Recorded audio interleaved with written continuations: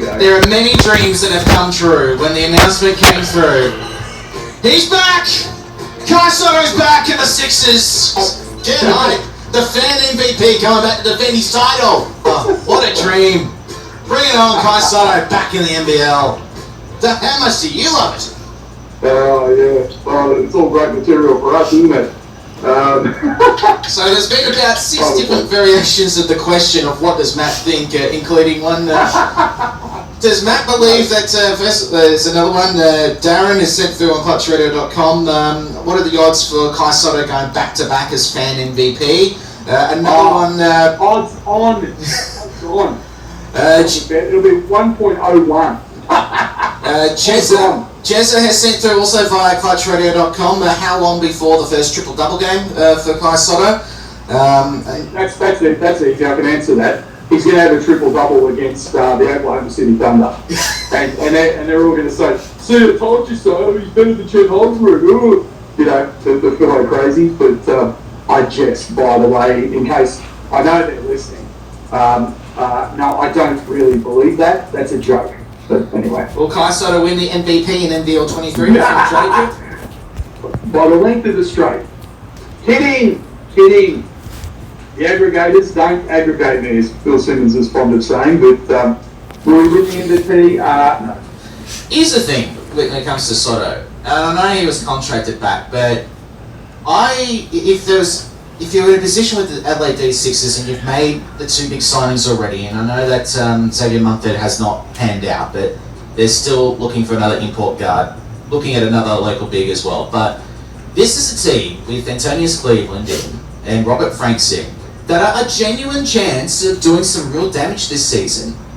I look at it as, if you could have cut Kai Sotto loose, cut him loose, because you do not need that external noise that is going to be coming all in on the 36ers again this season for a team that could contend for honours in the back end of the year. Now, I know Sotto can do some nice things offensively, but is he worth the external noise that comes with him? No, not at the moment. So, that was my thought going in, is that if you're Adelaide, do you really want what comes with Kai Sotto, particularly after the whole NBA draft fiasco? Yeah. If it was me, I wouldn't have brought him back. I don't know. Look, look, I'll be serious about this, right?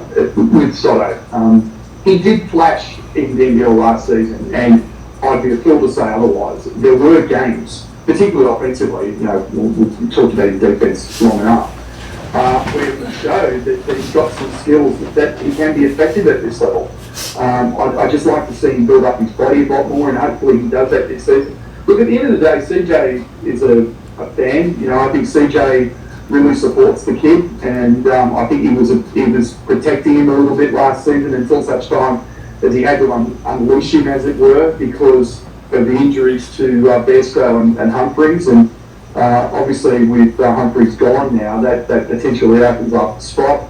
They have talked about the need for a wing player to kind of fill out the spot, or a guard to go alongside Mitch McCarron, and I think Mitch spoke about that in his Hubble podcast with our good friend Liam Santa Maria, that they're probably going to get a guy as the third import who's going to be a ball handler to go alongside Mitch, because you can never have too many guys on the court at once handling the ball, so that'll be interesting. So on the face of it, that should open up opportunities, i.e. minutes, for Sotto. And look, is he going to be a dominant figure? Is he going to be impactful?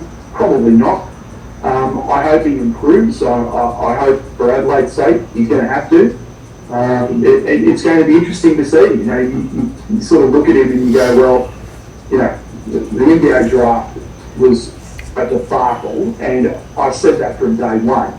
I still can't believe they didn't call him out. I just thought that was just ludicrous, you know, you know, but yeah, you sort of mentioned, is it worth it? Look, it's all external noise. I mean, if Adelaide are strong enough as a squad internally, you just wipe out the external noise.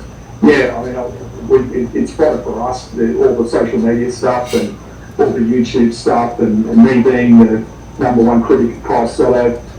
I'm still going to talk about you not being welcome in Brisbane, at least your life's not being threatened if I went to Manila. you can take that as read. But it's a fun story that he's back. I don't wish him any ill will, obviously. Is this the way for him to get to the NBA? Look, if he flashes, if he improves his body, if he improves defensively, particularly on the perimeter, if he shows something where he can actually guard the pick and roll, if he shows better mobility, particularly laterally, we know he can shoot the ball. We know he's got a decent enough touch inside. He's got some talent, but is it NBA level talent? No, not. And I've said that. Not yet. Not yet. He's got so much work to do, obviously. So hopefully he can get it done for 36 of fans' sake and for our friends in the Philippines. Look, I think he could end up in Europe. He could end up with a massive deal in China. I don't think he's going to the NBA. No, I don't think so.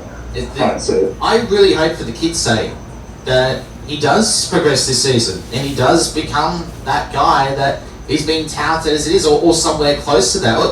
Honestly, I hope he becomes someone valuable for the 36ers in their push towards playoffs. Yeah, put it this way. He's going to develop a hell of a lot more in the NBL than he ever would in the PBA. Let's just take that as read. He's in a situation in a world-class league that sent, by the way, 3 guys from this league were drafted. Yeah. 3 guys. That's amazing. Yeah. And he wasn't one of them, which we always said was the case. And I still maintain it's a what could have been scenario for him. Because I think, especially now that we know that Humphries is gone, on the face of it, he should get a lot more opportunities to shine. And had he stayed out of this draft, because he would have been eligible for the next year's draft, he would have had a much better opportunity to be drafted anyway. I've gone over that. That's gone. But he still would have an opportunity to impress NBA teams. Because you mentioned before at the top, Julian, because we've got this condensed schedule, there are going to be teams that are going to be looking at a lot of these players for the stretch run. There's going to be a lot of eyes on the NBL again, purely because of Aaron Baines. Because there's going to be teams looking at him going, if he's going to be if we're making a push to the playoffs, we need a big. That's a proven big. Those same eyeballs are going to be looking at Sotto as well. So if he improves, albeit he's going to need to improve dramatically to be that kind of level. Who knows? But really, this is all going to be just fodder for us at the end of the day, and I can't wait to see what their good friends, all those content creators in the Philippines come up with this time. Ayan guys, natunghayan nyo yung commentator sa Australia sa NBL. Talagang may konting pang-asar. Ganun talaga.